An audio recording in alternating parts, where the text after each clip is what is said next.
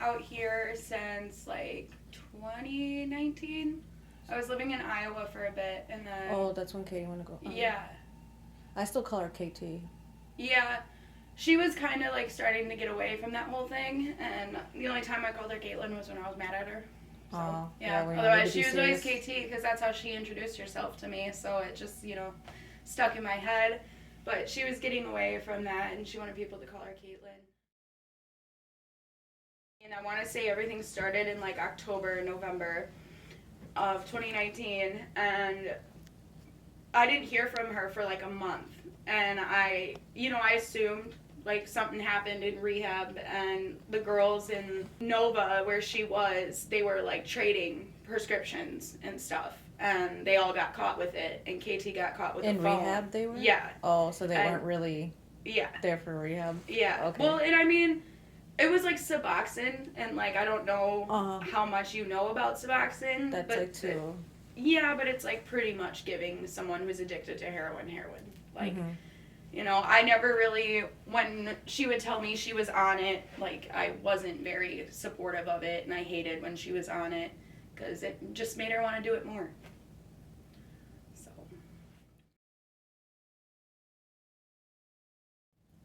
I know that she played around with a lot of stuff.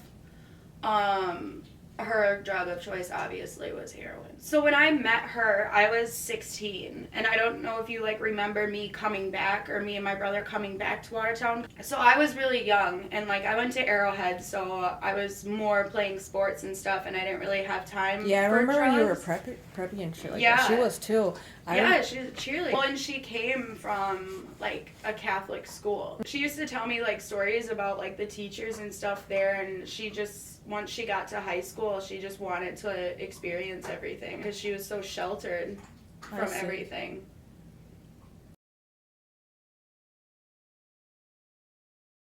There was a lot of things that happened to her when she was young that also probably spiraled that, because like I feel like everyone kind of goes through like that change when they go to high school, and like I always told myself I would never do drugs or I would never try anything, and like I obviously did. And her dad died when I think she was like 10. Oh. Her dad died, and then so she was young. Yeah, and then her mom started dating this guy, and he would like sexually abuse her. She doesn't blame her mom or anything like that, but for a good chunk of her life she felt very alone and like scared to be in her own house. And then when her mom finally figured out she was telling the truth, the guy left. And I think, and Caitlyn also told me she felt like this, so I like don't want to hurt her mom or offend her mom, but her mom didn't believe her, so I think that also kind of started like the spiral and the path that she eventually went down, because when people do things like that, and when people do such a hard drug, like there's something that they're trying to cover up, like they're masking something, and like there was just so much, wrong with her, and there's a lot of like dark things that a lot of people don't know about her.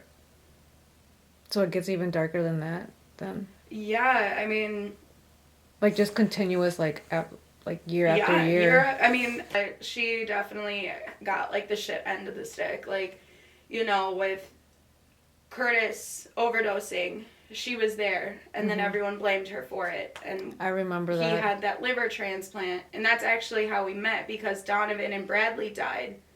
And that same day, I found out that they died, and Mackenzie Bratz was in the car crash, and she was my friend at the time. I also got a call about Curtis, and that Curtis was dead at first. And then we realized he wasn't, and that's how her and I became friends.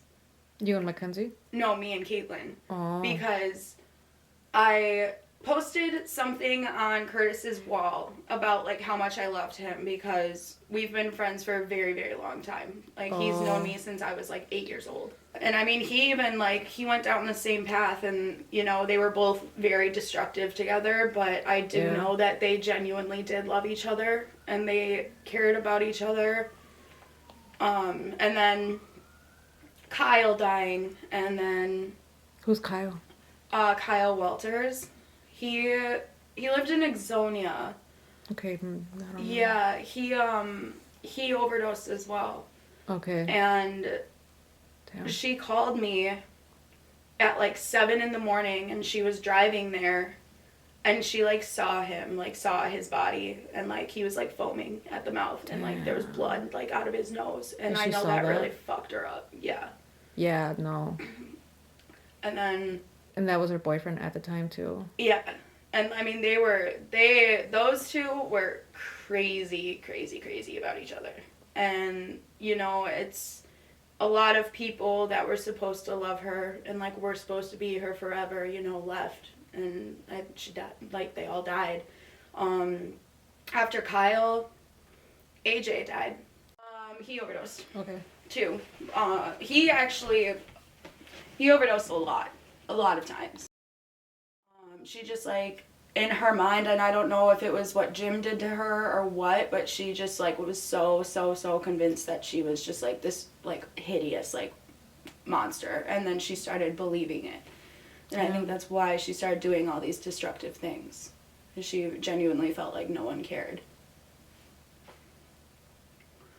And then Jeremiah died, and he never drank. And he went and got a bottle of Ciroc and, like, sent Katelyn a picture of it. And he drank the entire bottle. And he was driving around Watertown. Is that the night? I don't really know what happened. All I know is that she wasn't with him, and he was drunk driving, and he crashed. But what I do know, and what I am still angry about, is... You know, she wanted to go to the funeral, and everyone deserves closure. I mean, like, her ex-boyfriend, Victor, and I absolutely can't stand him, but he still deserved to go to her funeral and, like, at least say bye. Mm-hmm. And he needs to feel bad for what he did to her, because he was also a big part of it. And, you know, that reality needs to set in. And... Damn. Katelyn called me. And I was going through my own shit. Like, I was drinking a lot at the time. Like, so much to the point where I was starting to have alcohol withdrawals. Like, and I would get so sick. Like, if I wasn't drinking. Mm-hmm. And she wanted me to go to the funeral with her. And because she was afraid she was going to, like, get beat up. And I was like, well, who is it? Because I'm not going to come there if I'm going to get my ass beat. You know, like, I want to make sure that there are people that I might be able to like, handle.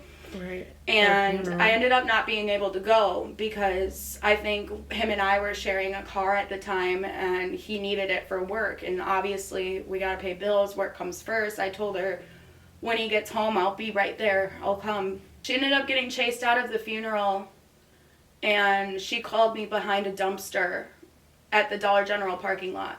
Like, people were, like, chasing her out of the funeral looking for her. And she was, like, so terrified. I've never heard her cry like that before, and, like, she genuinely was afraid. That's the thing. It's, like, it's so hard. But people blame her, right? Right. For him.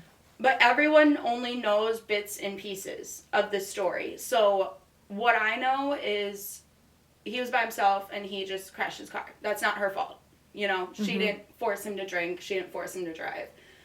I was told by multiple other people that she was with her ex, and he saw them together, and that's why he did it. I don't know how true that is.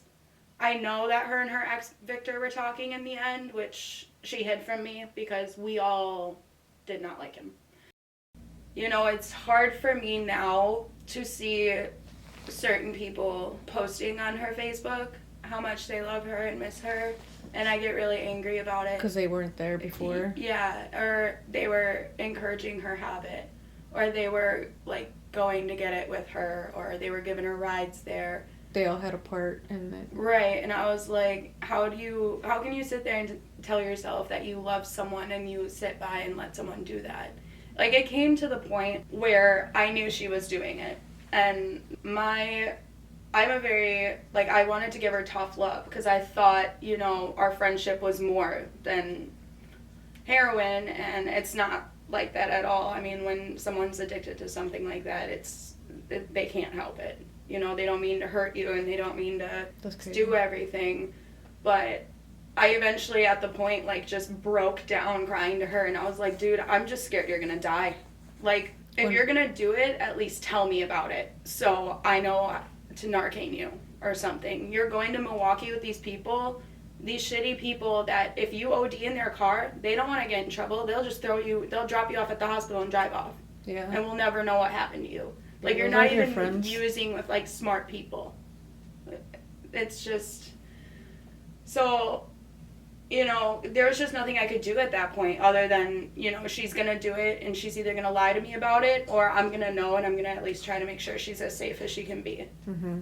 I used to be preppy. Mm-hmm. So coming from a very preppy school and, like, being a preppy kid, I didn't know what drugs really looked like. Like, I've never seen anyone on heroin before. So when I was young, she told me that she was doing Xanax. And the way she explained it to me was, you know, it just, like, helps her anxiety, it calms her down. So I was like, oh, like, it's not that big of a deal. Like, I didn't know anything about it or how easy you can abuse it or overdo it. Mm-hmm.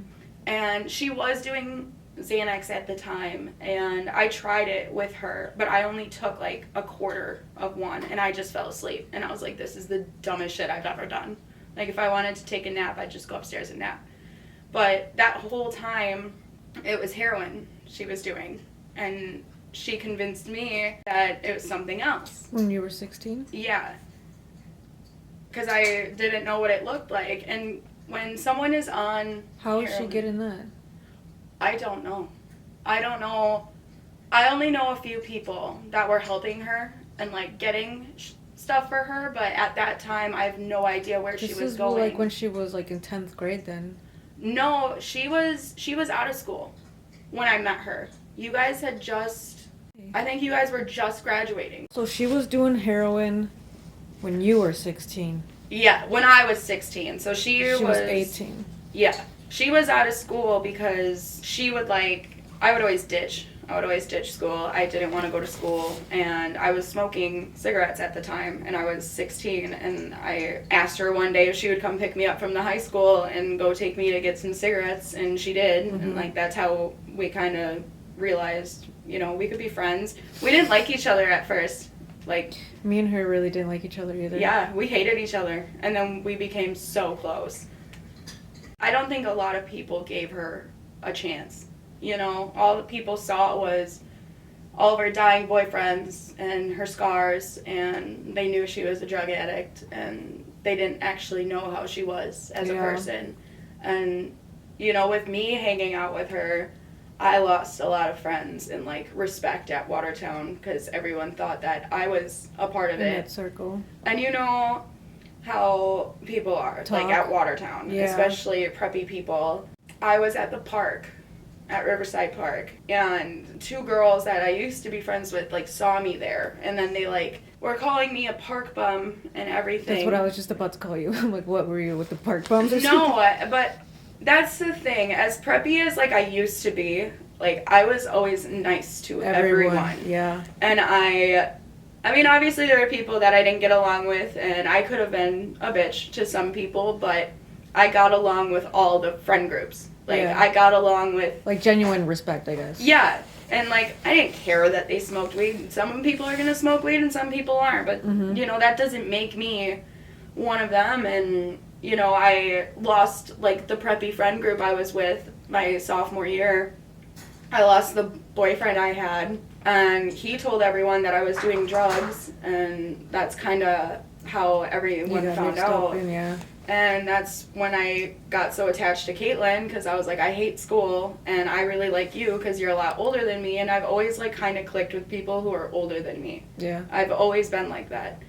So I was hanging out with her and Brianna Holland, and they were always so much older than me. Mm-hmm. You know, like, they were driving and I wasn't driving, and, you know, so I got attached to them, like, pretty quickly, and grew up a lot, like, from them, like, being friends with them. Yeah.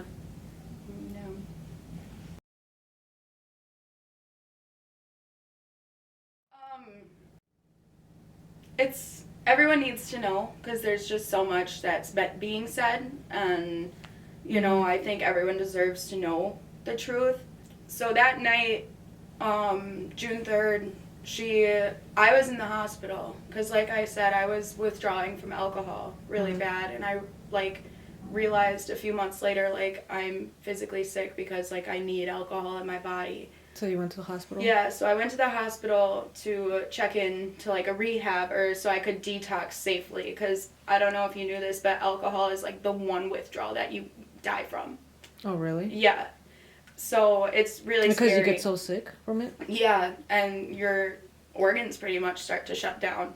And I was afraid of that, so I went in, and I was That's how you felt? Yeah.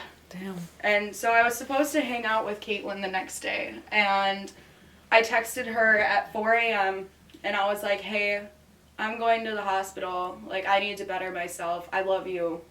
You know, like, I gave her the number to the hospital I was at, and I was like, call me at, like, 7 a.m., because that's when the phones start going in the, like, right, rehab that's when centers. you're able to. And she texted me back, and she just said she loved me, and I didn't think anything of it.